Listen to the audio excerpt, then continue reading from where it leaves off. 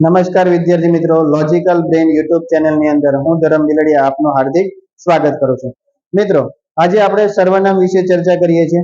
જ્યારે આપણે અગાઉના વિડીયોની અંદર આપણે સર્વનામમાં ચર્ચા કરી કે પુરુષવાચક સર્વનામ, પુરુષવાચકની અંદર આપણે પેટા પ્રકારો પડ્યા, પ્રથમ પુરુષ, બીજો પુરુષ, ત્રીજો પુરુષ, પેટા પ્રકારો છે. આજે જ્યારે આપણે ચર્ચા કરીએ છીએ સર્વનામમાં આજના વિડીયોની અંદર, ત્યારે આજે આપણે બીજો ટોપિક છે જે છે દર્શક સર્વનામ.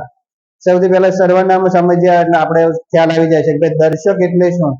તેનો સામાન્ય અર્થ છે કે કોઈ વ્યક્તિ કે પદાર્થને દર્શાવવાની કે બતાવવાની કામગીરી કરતા સર્વનામોને દર્શક સર્વનામ કહેવાય.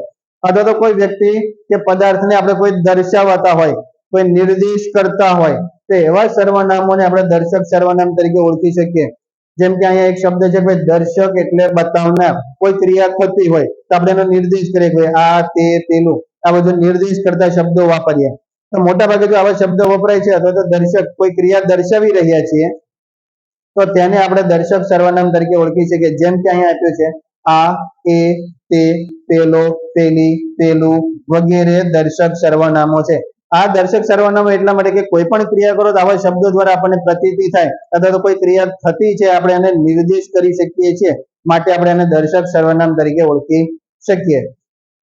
જેમ કે ઘણા દર્શક સર્વનામો એવા છે જેમાં અહીંયા ચર્ચા કરી છે કે બહુ નજીકના, ખાસ સમજજો આ મુદ્દો, કે બહુ નજીકના પ્રાણી પદાર્થ માટે આ, આનાથી જરા દૂરના પદાર્થ માટે એ, અને ઘણા દૂરના પ્રાણી પદાર્થ માટે તે, એ, કે, પેલું સર્વનામ વાપરવું અથવા તો આવા સર્વનામો વપરાય છે. ખાસ યાદ રાખવું, કોઈ નજીક હોય ને આપણેથી તો એના માટે સર્વનામ વાપરવું તો આ વાપરી શકાય. દાખલા તરીકે આપણે એમ કહીએ કે આ પેન્સિલ છે. કેમ? આ પેન્સિલ મારાથી નજીક છે એટલે એની સર્વનામ વાપરું તો આપણે શું લખીએ? આ એવો શબ્દ વપરાય. શું કામ? આપણાથી ખૂબ નજીક હોય તો. પછી એવું કીધું થોડોક દૂર હોય તો એના માટે એ વપરાય કે એ છોકરાઓ રમતા હતા. પછી જો એનાથી કદાચ દૂર હોય તેના માટે તે, એ, કે, પેલું વાપરી શકીએ. કે આપણે દૂર હોય તો આપણે જો પેલું ઝાડ છે તો જેમ કે આવા જો કોઈ વાપરો તેનો અર્થ શું થાય? આપણે નિર્દેશ તો કર્યો પેલું ઝાડ છે તો પેલું એ દૂર છે ને, ક્રિયા દર્શાવીએ છીએ. તો ઘણું દૂર હોય તો આવા શબ્દો વાપરવા. પણ ઘણી જગ્યાએ ઘણા લોકો ભૂલો કરતા હોવ છો, તો ખાસ ધ્યાન રાખજો આની અંદર. ચાલો ઉદાહરણ જોઈએ મિત્રો. પહેલું કે આ રહ્યા ઇંગ્લેન્ડના એક યશસ્વી વડાપ્રધાન. તો મિત્રો આની અંદર શું થાય છે? તો જો અહીંયા આ રહ્યા, તેનો મતલબ આ રહ્યા એટલે ખૂબ નજીકના કઈ સૂચન કરે છે કે ભાઈ કોણ? તો કે એક ઇંગ્લેન્ડના યશસ્વી વડાપ્રધાન છે, એ પોતાની ખૂબ નજીક છે, માટે અહીંયા સર્વનામ વાપર્યું છે આ, જે દર્શક સર્વનામ સૂચવે છે. ત્યાર પછી બીજું એક ઉદાહરણ જોઈએ કે પેલા લોકો ખેતરમાં પાક કાપી રહ્યા છે. હવે જો ખેતરમાં પાક કાપે પણ કોણ? તો કે પેલા લોકો, એટલે કોઈ નિર્દેશ કરે ભાઈ ત્યાં કોઈ વ્યક્તિ કામ કરે છે એટલે પેલા, જે દિશા દર્શાવે છે, દિશાઓ સૂચવે છે. દર્શક એટલે બતાવનાર, કોઈ ક્રિયા થાય છે એ બતાવે છે, જેથી ખ્યાલ આવે પેલા લોકો. ત્યાર પછી આગળ છે કે પેલી વૃક્ષોની હારમાળા જાણે કંઈક કહેતી હોય તેમ લાગતું હતું. તો અહીંયા આપણને ખ્યાલ આવી જાય કે ભાઈ વૃક્ષોની હારમાળા છે એટલે પેલી વૃક્ષોની. તો અહીંયા પેલી એ શબ્દ શું થઈ ગયો? આપણો દર્શક સર્વનામ.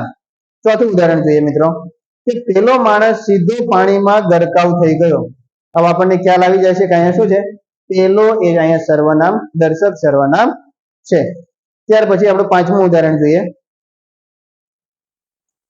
કે આ ભયાનક દ્રશ્યએ બધાને ભયભીત કરી દીધા. હવે દ્રશ્ય છે પણ કયું? તે કીધું જો આ દ્રશ્ય.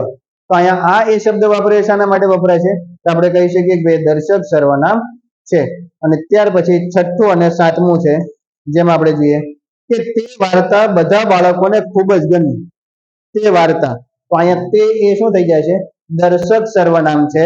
અને ત્યાર પછી છે કે આ બાજુ રસ્તા ઉપર મોટા ગાબડા પડ્યા હતા. તો મતલબ આ એ શબ્દ શું છે? અહીંયા દર્શક સર્વનામ બતાવે છે. તો અહીંયા થઈ જાય છે બધા દર્શક માટેના. Thank you for watching this video. અને નવા વિડીયો માટે આપણી ચેનલને લાઈક અને સબસ્ક્રાઇબ કરતા રહેજો. Thank you so much.